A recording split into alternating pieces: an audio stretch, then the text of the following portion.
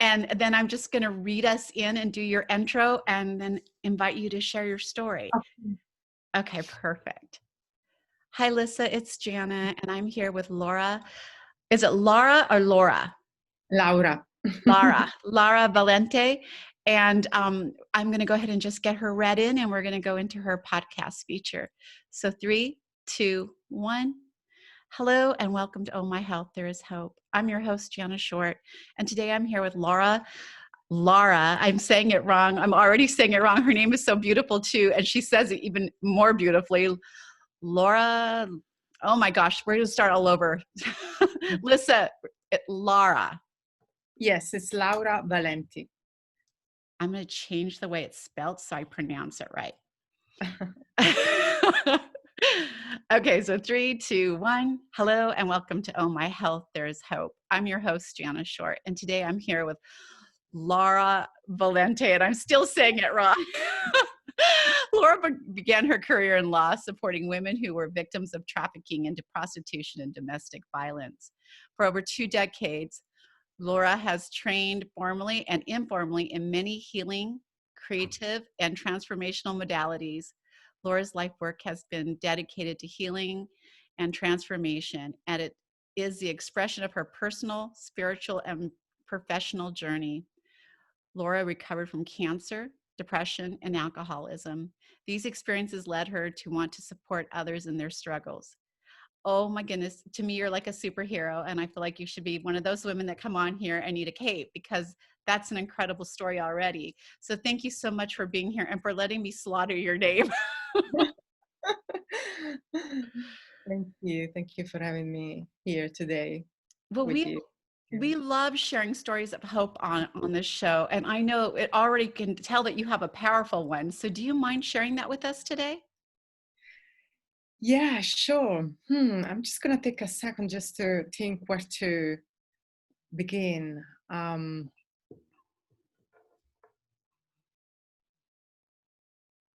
Perhaps the story starts really with being a little girl who lost her mom. You know, my mom, she died when I was very young. I was 6. Actually, she died when she was 34, and then I had cancer when I was 33. So there was something really interesting and powerful there happening in the family field.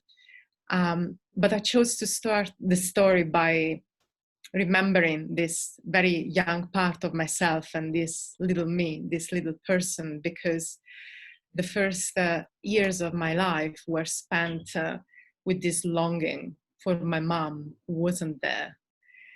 And then I became an adolescent who was very troubled. And then I became a young adult who was feeling quite lost and scattered.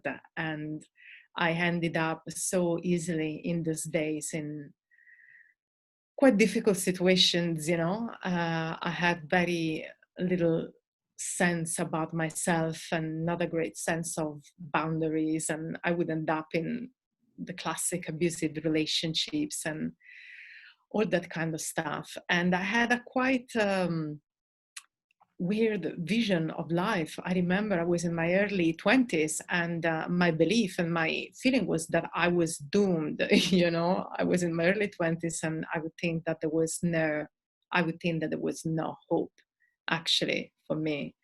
And I couldn't really see the light at the end of the tunnel, because the feeling that was the strongest and the most present inside me, it was this malaise, if I pronounce it well, that something was not right. And I knew that, but I didn't know what it was. I also had an intuitive feeling somewhat that there was also something inside me that at the same time that it was also healthy and okay and all right. And these parts were equally present, you know, to an extent. But I did abuse myself quite heavily, you know, in the first part of my life. And I took drugs and I drank heavily, and I sort of became shocked when I realized that how much self-hatred I had for myself. And when I realized that, then I started to sweat, because I understood that I really had a long, long journey ahead. And so by the age of 33, when I had cancer, I already done, a significant amount of work. But then I was presented also with cancer. So that was another level of wake-up call in terms of what I needed to do to really take care of myself in a way that was as holistic as possible, including the relationships also with my family. I knew that I needed to look at those relations. I knew that I needed to look at my mother dying and not having grieved actually fully for her. So part of the journey really began also with cancer. And at that point, I felt that I had to make a decision in terms of how I wanted to live, because I felt that at that point that things could go really in the wrong direction, and at the time, obviously, I didn't know whether I was going to live or not, and I wanted to live. I really wanted to live. I wasn't ready. I really wasn't ready to go. So meanwhile, I moved in different places. I was in London at the time, and prior to that, I was in Hungary. So I had left already the studies in law behind, because I was already curious in those years to investigate more the field of healing, particularly in relationship to the body. Because also when I was younger, in my early 20s, I still remember that I could feel that some of the huge discomfort that I was experiencing, it was in my body. I just couldn't feel comfortable somewhat in my skin, with myself. And interestingly enough, that feeling would be really magnified when I was drinking or taking drugs, So those substances would amplify that kind of discomfort and feeling really, I don't even know if there is a word, I would say like yuck inside myself, like something is off. And I couldn't really shake it off. So somewhat I knew intuitively as well, also that the body was the gateway for me, and that my healing journey was really related to connecting to the body. Later in the years, then I found the philosophy, the language, the therapeutic tools, And interestingly enough, also as a child, an intuitive way to shake the stress out of my system was already dancing. So I have these early memories of my grandmother, storming in the in the room, and I was there with music really full volume, and I would listen to really weird stuff like heavy metal. I was a really little child, but that would really allow me to really just shake and sweat, and I would go just crazy to music. So somewhat that was always a theme that was very present in my life since I was very little, and it was movement. So then in life, I just started to see these signposts, that were somewhat showing me that this was really crucial in my journey. And so it became even more crucial when I had cancer. So I started to dance even more. And that is when I met, actually I met them 1 year before, but I started to do even more deeper work with the School of Movement Medicine in the UK. Movement medicine is a form of conscious dance, mindfulness in motion rooted in Gestalt therapy and the 5 rhythms and contemporary shamanic practice. So I really deepened my relationship to my body through the dance. And that offered me the possibility, particularly when I was facing chemotherapy, to be as much as I could in the present moment. Because at that point I knew that I couldn't afford to lose myself too much, either, into the future or in the past, because I was called to make decisions sometimes on a daily basis, like the doctors would, I don't know, would tell me maybe that I had to do an extra X-ray, and then I had to sit and feel whether I wanted to do that or not, or an extra injection that maybe didn't feel right. And then I underwent chemotherapy. So that was quite a full-on process until they wanted to give me radiotherapy. But at that point, I was ready to walk out of the hospital because I felt that the process was completed. And I combined, the treatment in the hospital with other stuff. And so I just walked away. And so here I am, 10 years later, with a different life considered, what I used to think when I was younger. And I still consider myself, a work in progress. And there are so many things that I don't know, considering the times that we're living, collectively, such interesting, to speak to you in the current circumstances and what is happening globally at all levels. So there are very few things that I can say that I know. I know that movement and dancing and also singing actually were really essential elements in my journey. And I feel that somewhat some of the hope for me when I say this story is also related to the relationship with the women in my family, and also to the relationship with the women who came before me.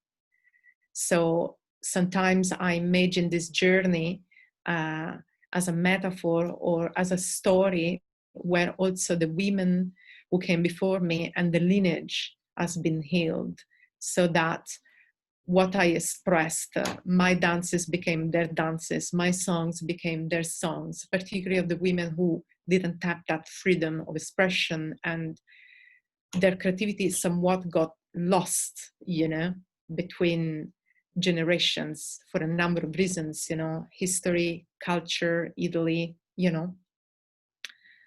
And my grandmother, for example, who is 100 years old, she's still alive, by the age of 18 years old, despite she was a singer and an actress, she was told explicitly that she couldn't pursue that career.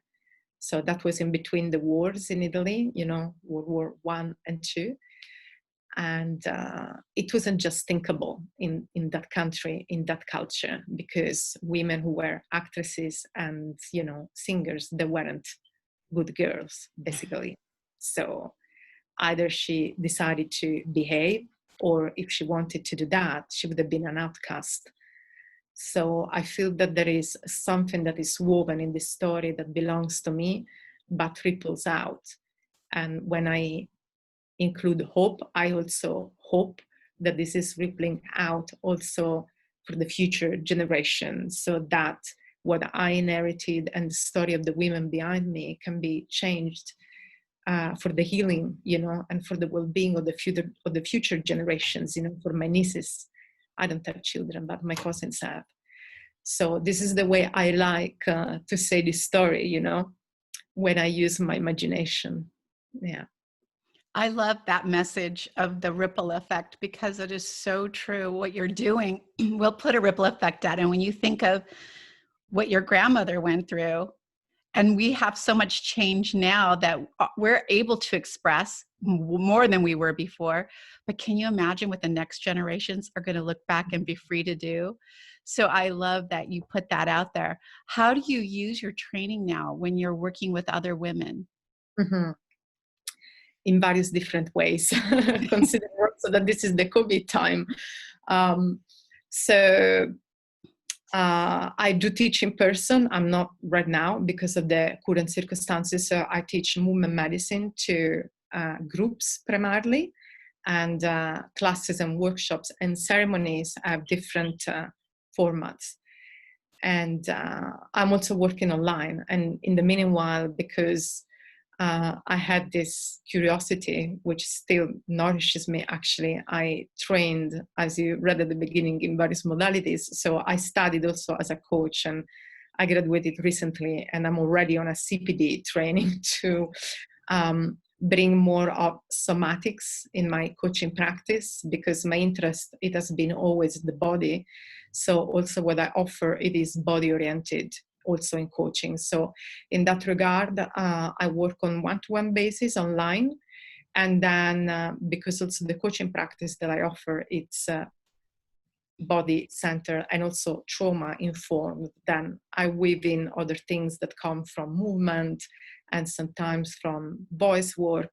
And I'm also weaving new other things. I am close to giving birth to something new and different in the future that is going to be really a combination of all these elements.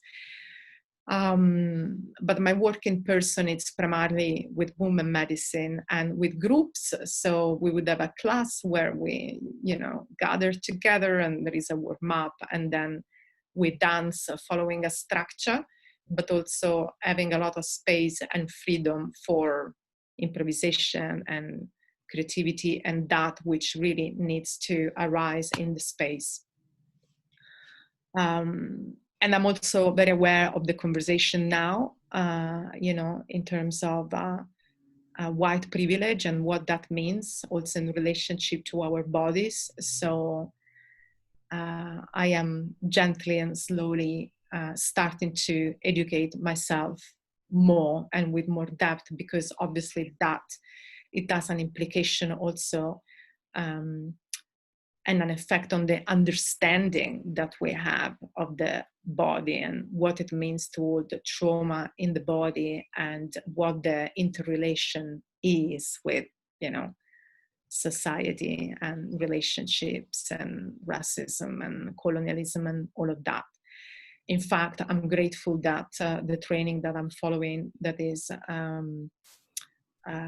created by two different schools, and one is in US, the Strozzi Institute, which is quite cutting edge, and the really visionary people, they include a lot of that. And there are also Black people as trainers, really bringing in the intersectionality of feminism and racism and body and trauma and coaching. And I'm really grateful that I have this opportunity.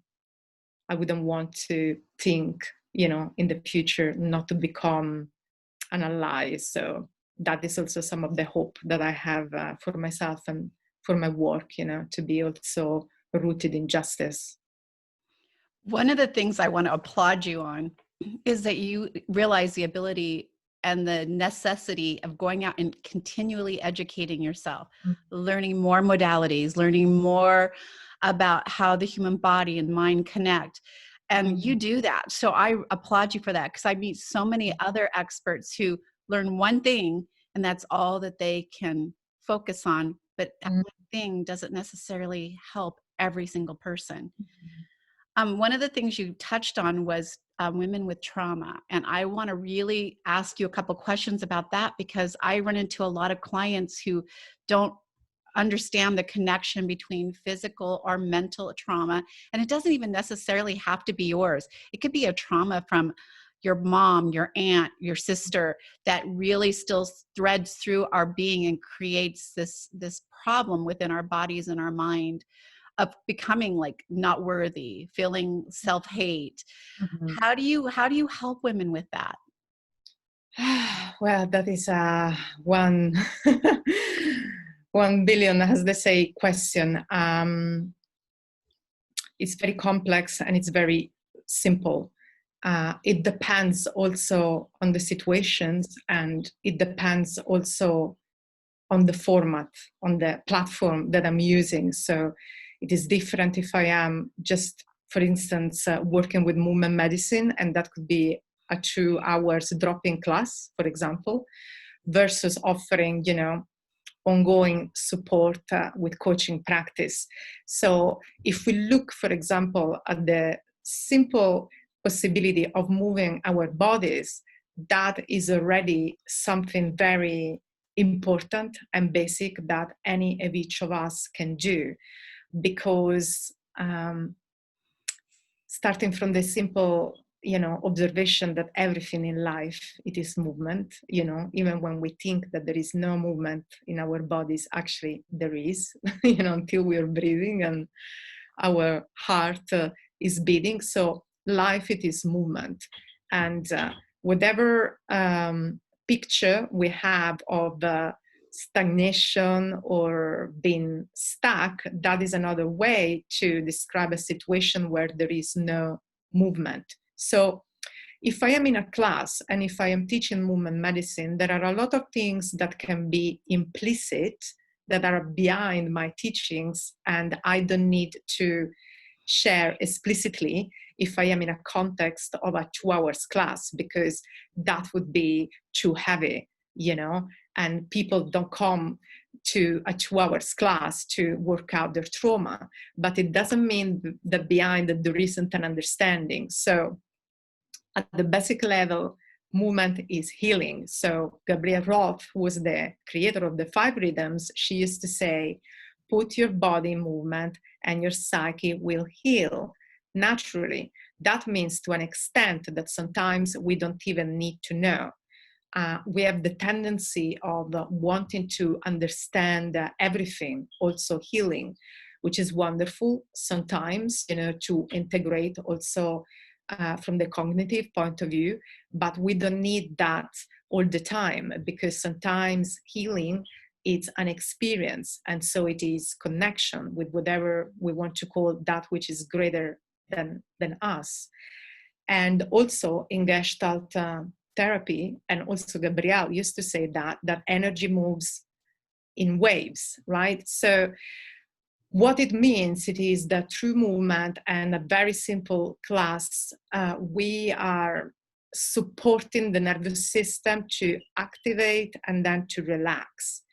And this is related to a very basic understanding also of Gestalt therapy, for what I understand, even if I'm not a counselor, that we all have interrupted gestalts energetically and emotionally. So that could be the rage that I haven't expressed, but it could be also the words that I haven't shared with somebody. It can be something very important. It can be something very simple.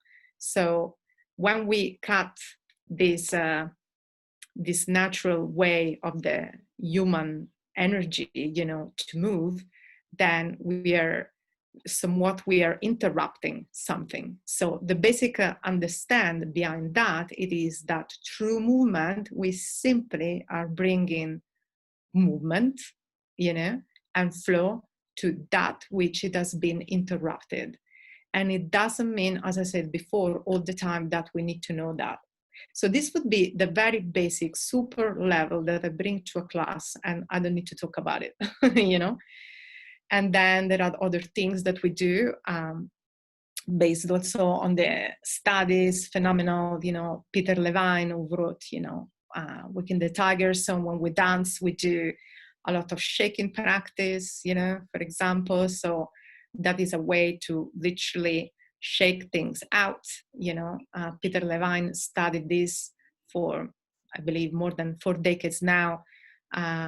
He worked with veterans, with people who were in wars and, who have been in genocides, it's like incredibly powerful and astonishing what the body of work that he created. And he also observed nature. So in nature, animals don't experience trauma in the same way we do. So if something happens, depending on their response, they could also freeze, then they shake. So for example, we do this also in a playful way. There are so many understanding. I would like to add another couple of things and to be really, to the point, if I can.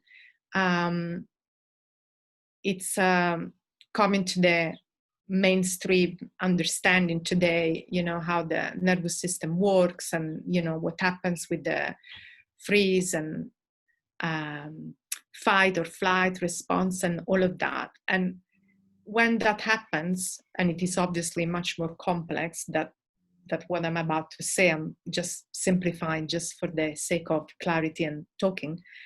It is also, on one hand, that our body also holds memory in the muscles, in the postures. So on one hand, also when we dance and when we move, we also practice using our imagination, moving in a different way. So what happens is that we hold certain postures or shapes or way of being also through repetition. So we build an implicit memory, and then we have that memory in the muscles that oftentimes it gets activated as if it is an automatic pilot. We don't even have to think about it. It just happens. So with movement in a playful way, which is wonderful, because apparently we cannot be anxious and in panic and curious at the same time. So by stimulating also through movement and music, a connection on the dance floor, a state of play and curiosity, we are also somewhat allowing other parts of the brain and the nervous system to be activated. And we also practice other ways of being. And what we do, we practice and we repeat. So repetition is a very relevant element for changing habits, because ultimately what we're talking about, it is also about changing habits. When we get stuck and when we don't change as human beings and we get frustrated, it's not that we don't change because we're stupid, It is that really we somewhat get stuck in all the patterns that were created initially for protection. So actually there is a wonderful creative mechanism there that was actually born out of protecting ourselves eventually when we were very little people. So through play, through movement, through repetition, opening up the imagination, we repeat, we create new shapes, we practice being grounded, and we observe, because it is a meditation. So there is also the mindful aspect of it, of being really present in the moment. So noticing what happens when one hand is moving, or noticing what happens when I am distracting myself, and where my mind is going, and what can I do to bring myself back into presence without scolding myself.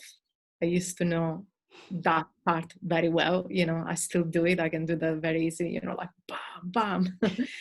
So there are really, really many, many, many different layers. It can be super simple, and it can be a work that can unfold in 6 months. So right now, on one-to-one basis, I'm experimenting, working a little bit more long-term with people for 4 months to see which kind of transformation we can create, ongoingly if we meet on regular basis. So in that container, we combine talking, but we do also move a little bit. So I share some practices to center, to ground. I ask questions. We investigate together. And there is also a lot, and this comes also from the understanding of somatic coaching, and this comes from Richard Strauss really, and how they teach this, which is related to understanding our, they call it CTs, conditioned tendencies, which are our habits, basically. So there is an invitation to observe ourselves and to see what happens when we're triggered and what our reaction would be. Is it to confront? Is it to freeze and pull up our shoulders and not to breathe? I used to do that a lot. Or is it to shrink and hide? And possibly is a combination of all those. And the understanding coming also from neuroscience and neurobiology, it is that we cannot talk ourselves out of trauma. It's wonderful, talking therapy, storytelling. I mean, there are so many wonderful things, It's just that there is an understanding related to really bringing the body in, which is not only complementary, but vital, because not only the trauma lives in the body at a very, it's pre-verbal, so certain things cannot be, just resolved in that way. But also by practicing in this way, we can find ways to expand our vocabulary of expression, but also by learning what our conditioning is, it doesn't mean that that's going to go away, but it means that we can give ourselves wider options to respond, more possibilities, more choices. And also, I want to also clarify that when I work on one-to-one basis, I work with coaching, and according to the International Coaching Federation, there is a very precise difference between coaching, mentoring, and counseling. So when we work in that way, we don't go back into the past, looking at the roots of trauma and all of that. However, there is an understanding that trauma is like the elephant in the room. It doesn't matter whether we're doing coaching or therapy, trauma is there because we're all traumatized. and even if it is not the personal one, it's going to be either the trauma that affects us all collectively, or it's coming from, previous generations, as also science explains nowadays, that trauma is transmitted from one generation to another one. So I find it very powerful that these coaches have the courage to stand and say that actually there is also trauma-informed coaching practice, which is still coaching. We're still working with the present, but we work with what is happening, and we work also with the body, even if our focus is more present and future-oriented. And the last thing I'm going to say is that then if I was then working only with movement, again, so I'm going to go talk for a second also about movement. With movement medicine, we also work with the past, and we have certain practices to retrieve or reclaim also through storytelling or poetry or ritual theater in combination with movement, to call back certain parts of ourselves that we lost. Perhaps we dissociated a little bit in the past. And there is something beautiful about doing it in movement, because the beauty of this practice it is to learn tools to resource ourselves. And this is the last thing I'm going to say about this, because, and I know this from personal experience of how wonderful, on one hand, it's a paradox, how wonderful and how dangerous it is to be in a healing context when somebody is doing something to you or to me. Is the healer doing the healing? There is obviously a place for that. I love it. I love healing modalities. I love studying it. And there are wonderful healers out there. However, there is a danger also into that, which is related to the dynamics of power and power issues, and having power over somebody and saying something to somebody as in, I am doing this for you. I'm doing the healing for you.